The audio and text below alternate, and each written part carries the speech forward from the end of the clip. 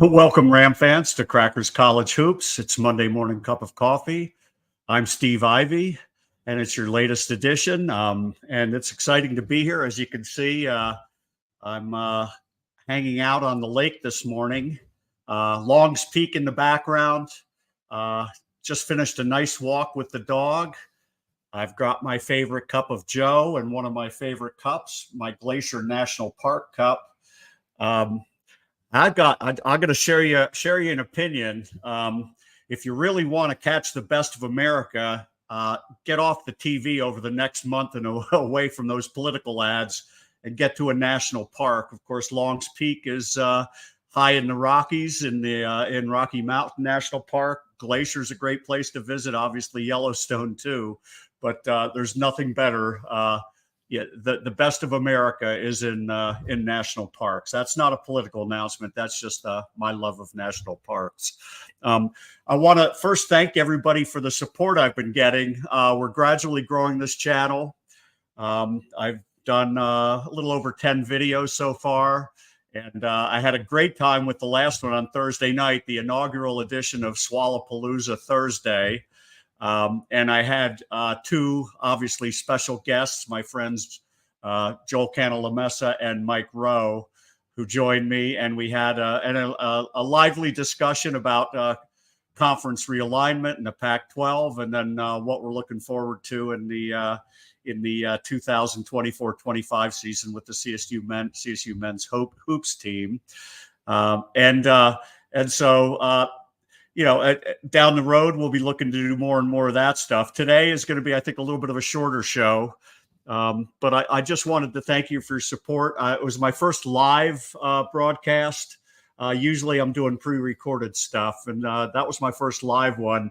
And to have people joining me in the live chat, great Ram fans, Aaron Harris and Tyler Shannon and several others. And, it was a fun experience for me. And I'm looking forward to getting better and better, especially as we move on to the season. I've talked about doing live post-game shows and bringing people on and doing that. So that hopefully I'll be a little more adept and be able to bring on some good guests for that. But it's fun right now. I do want to encourage you to subscribe to Crackers College Hoops. The more and more people I get subscribing, the greater a chance I have to keep growing the channel. It reaches more people. And I promise to keep investing more and more and getting better and better at this and bringing in guests that I think you're really going to enjoy. But the bottom line is keep watching, keep supporting me, and let's keep building this thing because it's really a community. It's not just for me. It's for everybody. And we want to develop the Ram basketball community as strongly as we can. So let's get right to it. This is not going to be, like I said, a crazy long video. I had a chance to go to practice last week. I didn't show any of the video on Thursday night. I thought I'd save that for today, but I recorded a little bit of video, and there's nothing earth shattering or nothing fancy, but I thought you just might want to get a look at some of the people that are going to be playing this year, and just to see what a little bit of a practice environment looks like. So let's take a look at the video, and I'll talk you through it. This is just the start of it. This is kind of the team together. Everybody get together, get excited, and my friend Tim Shelton, assistant coach. You'll find. Let me stop this. I do want to stop this because one of the interesting things that you see is. You think maybe assistant coaches are doing a lot of the practices. Some head coaches are very, very hands-on, and you can see Nico Medved here, Coach Medved, head coach, very much hands-on in terms of implementing. And this is just a real simple walkthrough of something they wanted to work on, and it involves just a little three-man action with Kyan Evans, a point guard, Kyle Jorgensen, freshman big, and Jalen Lake will come into the screen, but you'll see Nico kind of walking people through. And this is just a little bit of walkthrough of an action that they will integrate into their offense. And you can hear not much to hear, but you can just see him walking it through. Lake to Jorgensen, look, back door, that's the layup. And it's really interesting because when you go to a practice and you see these things, you go, you get into the season and you start seeing, oh my gosh, what a fine-tuned offense it is, and you don't realize how much work goes in practice to give them the structure, to give them the guidance as to the positioning, and it's pretty exact in terms of where coaches expect the players to be. And it's not, be in this general area. It's, I want you to occupy this space. You need to get to this spot. You need to do this. You need to do that. And while they're being coached to do things very with a lot of structure, at some point this becomes kind of second nature to them, and then you start seeing a flowing offense. And that, of course, is the one of the strengths of the program Nico runs, is the ability to teach these actions and how to get them integrated into sets, and how to get them scoring efficiently on the offensive end. I stopped here. That's sophomore. It's transfer Jalen Crocker Johnson, who came here from Little Rock. He'll be expected to be a big part of the team this year. And let's run the video some more. Just a simple drill of Tim Shelton beating up people with the pads. See guys going to the basket, taking bounce passes. Freshman Jaden Stepp. Kyan Evans.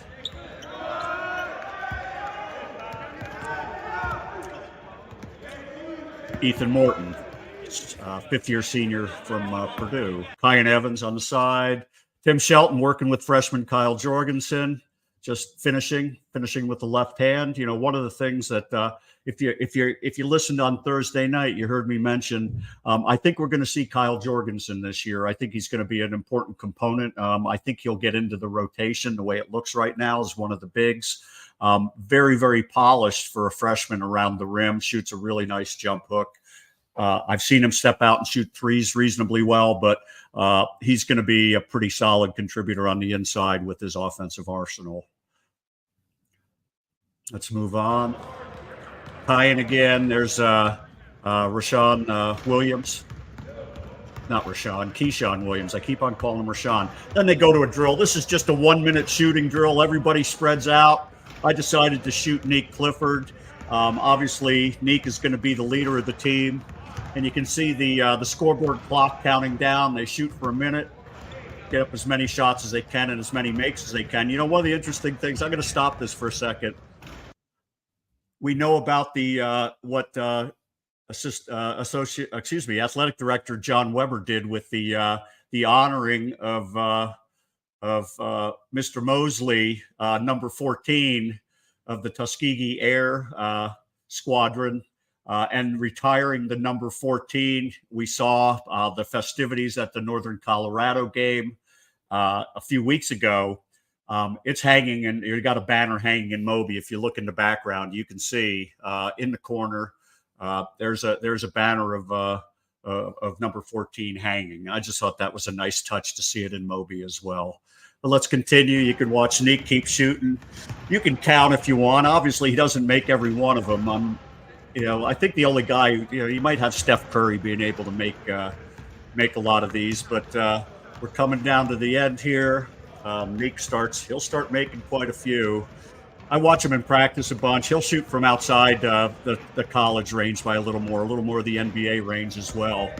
But finishing up here, buzzer about to sound, and we're coming to the end of my video here. Like I said, it's not a lot here, but there it is, the buzzer, the last shot. If you counted, Neek made 19 in the span of a minute. And there were a bunch of guys yelling across the gym, 19, 18, 17.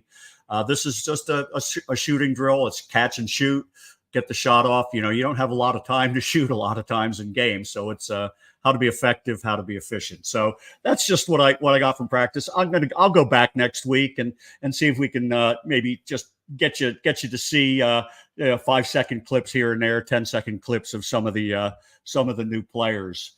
But I want to move on. I Thursday night I talked about we've talked about the newcomers. I've done some videos on the portal players, all 5 portal players, and I did a little brief video on Nick Clifford a few videos ago, and I've been promising that I would be talking about the other returners. And so let's move to a clip on that.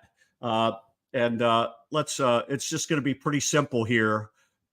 I just did it in slide format. I didn't throw together a video, but I wanted to show you. It's kind of the segment here. What can we expect from Lake, Mbemba, and Evans this year? All of them played different roles. Jalen Lake was the 6th man on the team last year. He did get some starts, but pretty much the 6th man. He's had a lot of starts in his career. He's come off the bench. And, you had Mbemba being the first big off the bench, and then Kyan Evans as basically as the filler for when Isaiah Stevens needed a blow. Usually would come in for a few minutes in the first half and a few minutes in the second half. But there were some cases, as I mentioned on Thursday night, where Kyan actually got a lot more time. And so I want to talk about what they did in the early season when things were, let's just say, before things maybe got a little hairy. Conference schedule rolls around, but this is the kind of the preseason. And let me remove that banner there. Because I pulled something that I thought you might be interested to see. This is Jalen Lake before he got hurt. If you remember, he injured his thumb and had to get surgery. And if you look at the first several games, he averaged about 8 points. If you look at the 3 games he played against the top teams, when CSU hit the big stretch of Boston College, Creighton, CU, and Washington, Jalen played through the Colorado game. And if you look at his numbers there, he shot in just under 40% in three-point range, averaged 10 points a game, averaged, I believe, a couple of rebounds a game and a little over an assist a game. But what I wanted to show, I went out to, you've heard me use the Bart Torvik site a bunch, and I wanted to show you, I just did a little bit of a quick compilation of people that played in that time frame of those 3 games that Jalen played against Boston College, Creighton, and CU. So a span of about a week. And if you look at the numbers here, you see Jalen Lake in that 1 week period would have been considered on the Bart Torvik side as the 14th best player in the Mountain West. He was having a great year before he had to get surgery for his thumb. And so you can see the players who are around him: Donovan Dent just behind him, JT Toppin, Nelly Jr. Joseph, starters for a very successful New Mexico team. And you can see all the big names, Isaiah Stevens up top. But the other thing that was really interesting in those 3 games was it was in terms of statistics and kind of the analytical, Jalen was probably the 2nd best player on CSU during those 3 games, ahead of Joel Scott, ahead of Josiah Strong, ahead of Nick Clifford. I think Nick was down around 20th. So I want to talk about that because, then the injury happened and Jalen slipped to about a 6-point-a-game player, still had some big games. The most memorable one was probably the Nevada game in the quarterfinals of the Mountain West tournament, where he scored, I believe, 16 points. I think he was CSU's leading scorer in that game. If he wasn't, he was darn close. So, but he fell off, and I'm not sure if I'm not sure if it was, wear and tear over the course of the season. I don't know if his thumb affected him the whole year. I don't know if there were other factors. But I think that we can expect more out of Jalen this year. He looks a little bigger, a little stronger, spent time in the weight room. And I think we're going to see him in the starting lineup. And I think we're going to be looking at a low double-digit player and a guy who's going to shoot threes in the 35 to 40% range. It's his final year, and I look for big things. The picture I used of Jalen was something from last year. That was an old AAU teammate of his, Ritus Petritus from Air Force. If you listen to me when I was doing podcasts back in the spring, talking about transfer portal, I talked about how nice it might be if we could talk Petritus into coming to CSU. He ended up at Cal.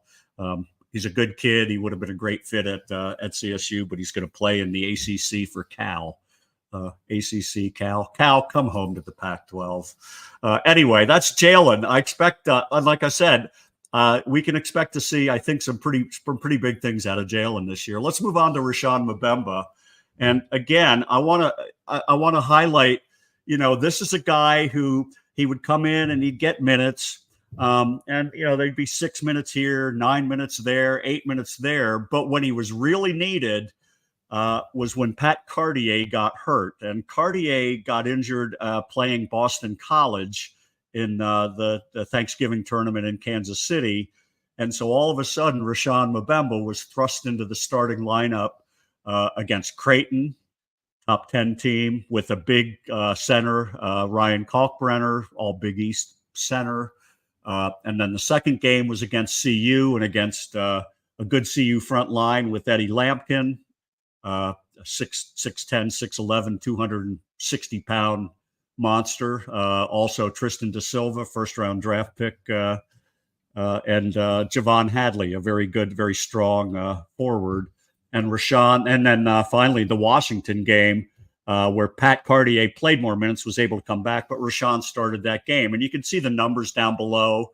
But what I really wanted to highlight again was look at the quality of what Mbemba did in that 3-game stretch against these other players. And you're looking at a guy, when he was getting minutes and getting starters minutes, he was in that 15 range in terms of quality of play relative to the rest of the Mountain West. So you can see Jaden Leday just ahead of him. You can see guys like Nelly Jr. Joseph right next to him.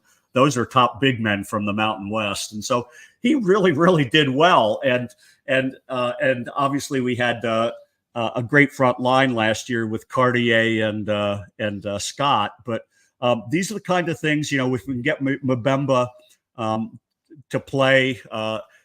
When he came, one of the things that I was told was he was very, very quick to pick up the offense that CSU runs, and it was he learned enough within the first few days to be able to step in and really be an effective player in practice. And so you saw how he fit in the first half of the year, and as the season went on, maybe a little bit of the freshman, you hit the wall as a freshman.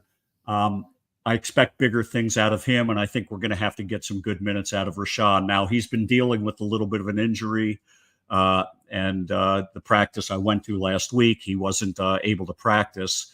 But when he comes back, I think he'll be a significant force. You'll see him, Jalen Crocker-Johnson, Kyle Jorgensen, and Nicola Joppa share the time, and who earns the minutes, we'll see. But it's going to be interesting. I think Mbemba is going to be a key player, and I think we saw enough of a flash of what he's capable of doing next year. So let's move on. Let's do Kyan Evans, and let's just kind of take a step back here. One of the things I want to talk about with Kyan, I mentioned this. I thought Kyan on Thursday night, I thought Kyan probably had the toughest role of anybody at CSU last year.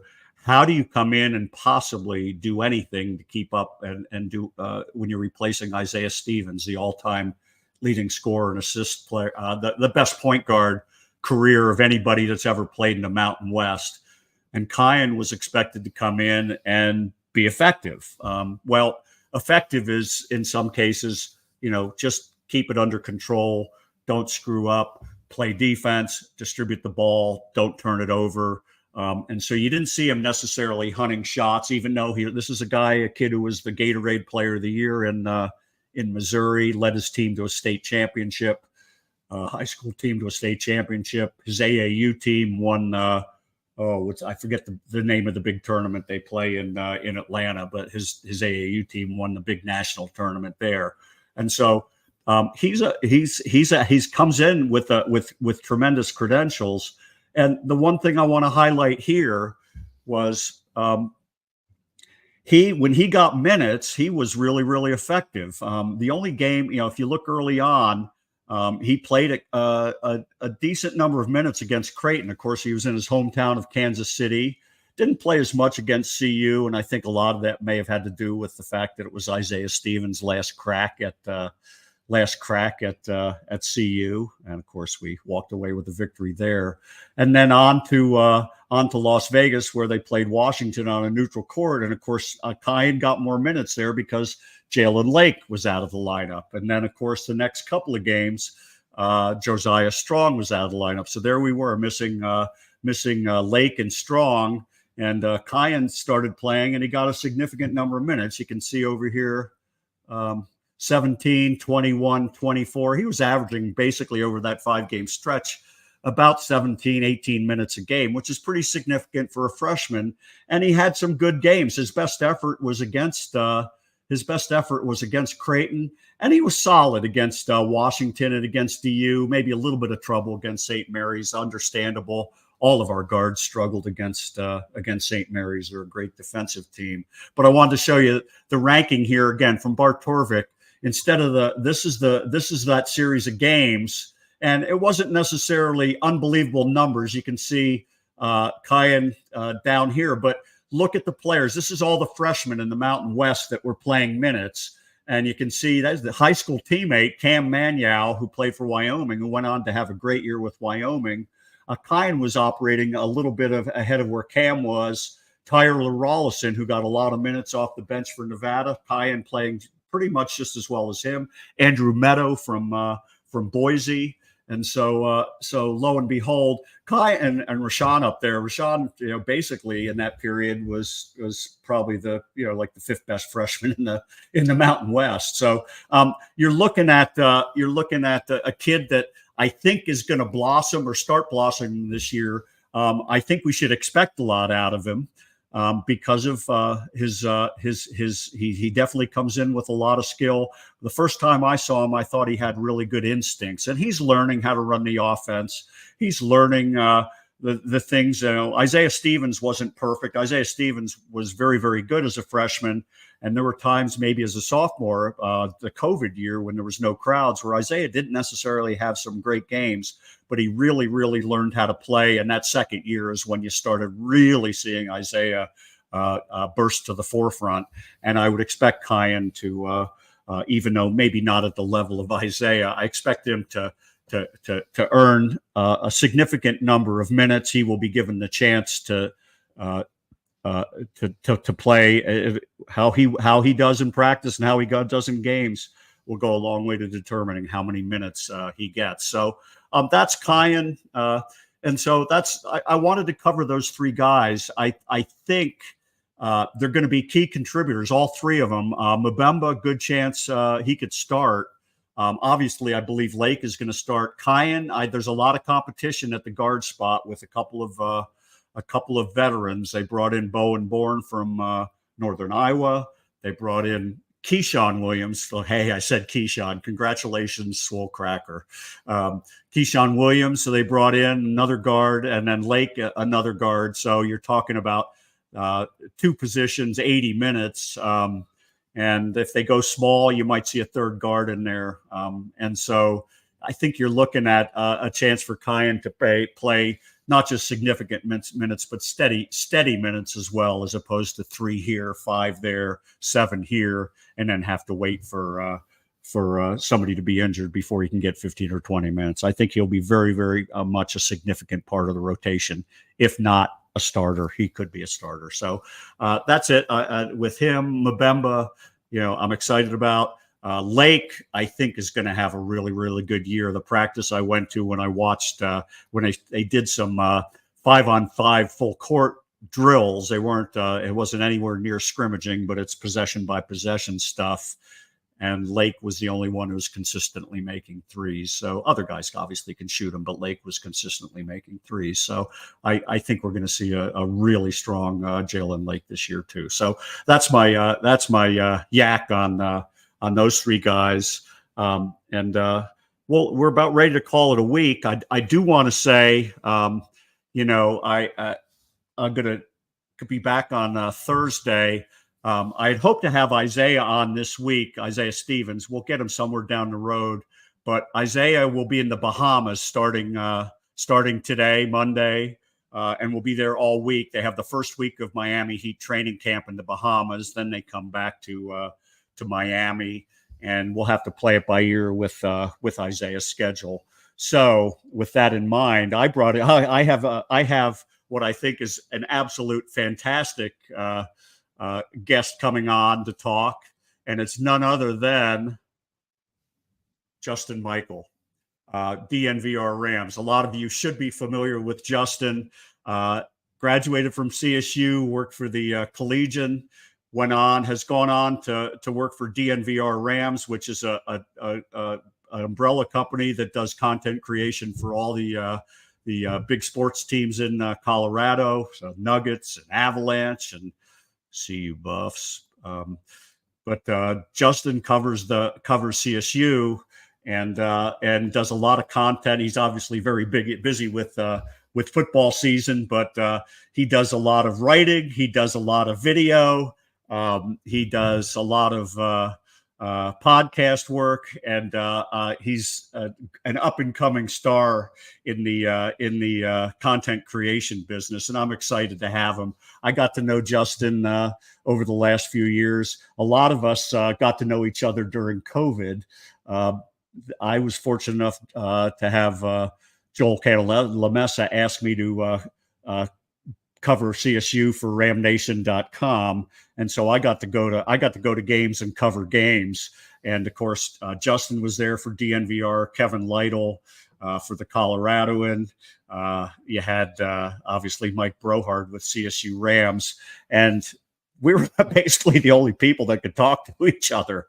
There was no one there, no crowds. We were confined to an area. We'd wear masks.